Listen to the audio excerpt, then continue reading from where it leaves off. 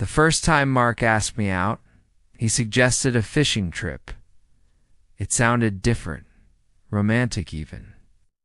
A quiet day by the lake, just the two of us. I pictured a gentle breeze, the soft lapping of water, maybe a picnic.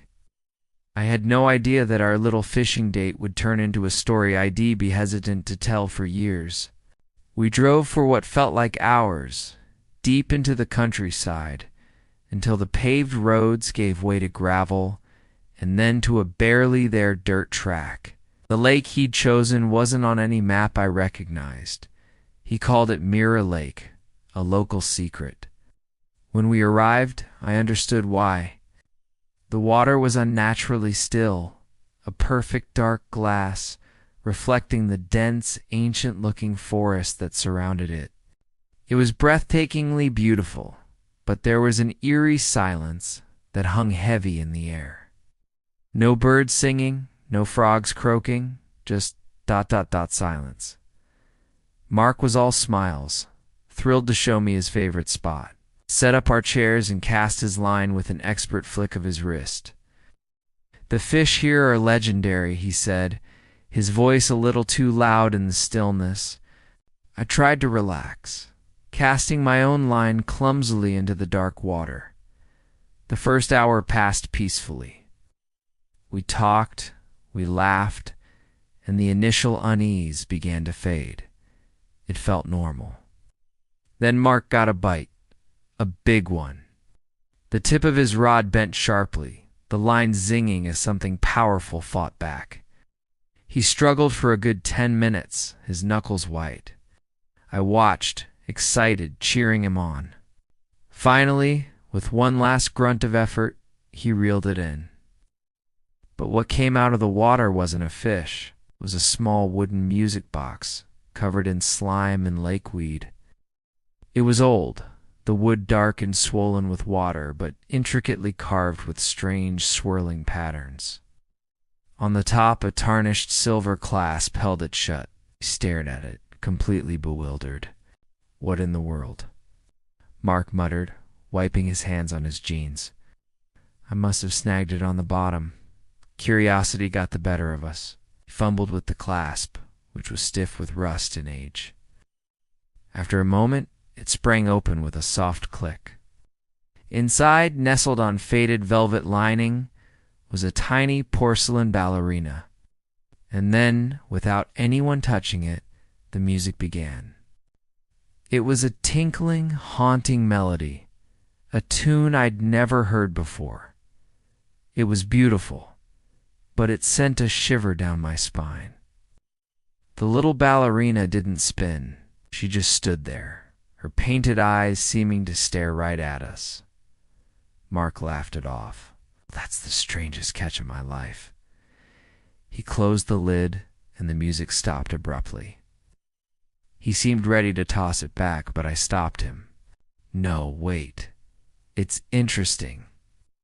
Let's keep it." Looking back, I have no idea why I said that. Something about the box was compelling, drawing me in. Reluctantly, he placed it on the small folding table between us. As the sun began to dip below the tree line, the atmosphere around the lake changed. The shadows grew long and twisted, and the silence seemed to deepen, becoming oppressive. I started feeling like we were being watched. I kept glancing over my shoulder into the dark woods, but saw nothing. Mark seemed to feel it too.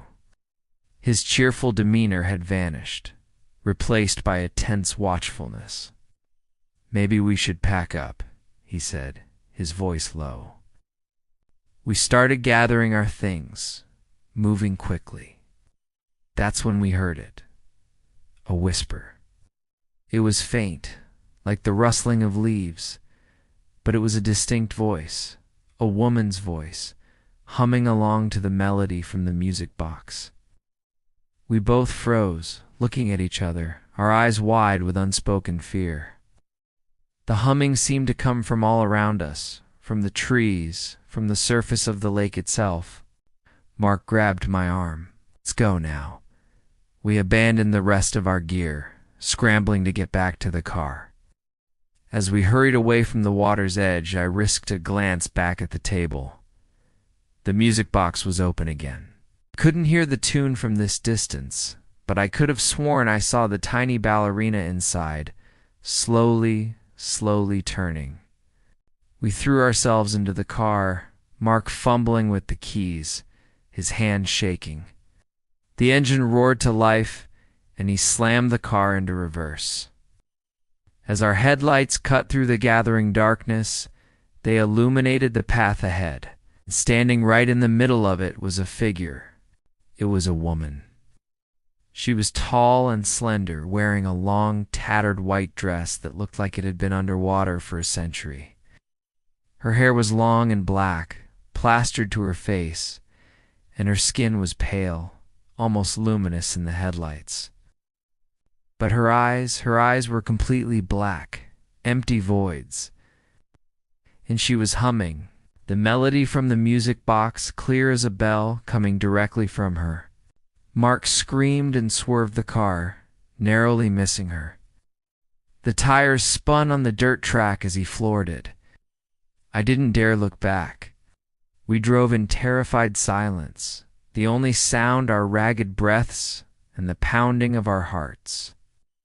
We didn't slow down until the dirt road turned back into gravel, and then finally, blessedly, pavement. We never talked about what happened. We tried to go on another date, a normal one, to the movies. But we could uneven look at each other without seeing the reflection of that silent lake and the woman with the black eyes. We drifted apart, the shared terror a wall between us. Sometimes late at night, when I'm alone and the house is quiet, I think I can hear it. A faint, tinkling melody just on the edge of my hearing. And I wonder about the music box we left behind. I wonder if the little ballerina is still spinning. I wonder who the next person will be to cast a line into the still dark waters of Mirror Lake and what they might reel in. And I pray they have the sense to just throw it back. Thanks for listening to my story. If you've ever had a creepy outdoor experience, I'd love to hear about it in the comments. And if you enjoyed this, don't forget to like and subscribe for more tales from the shadows. Stay safe out there.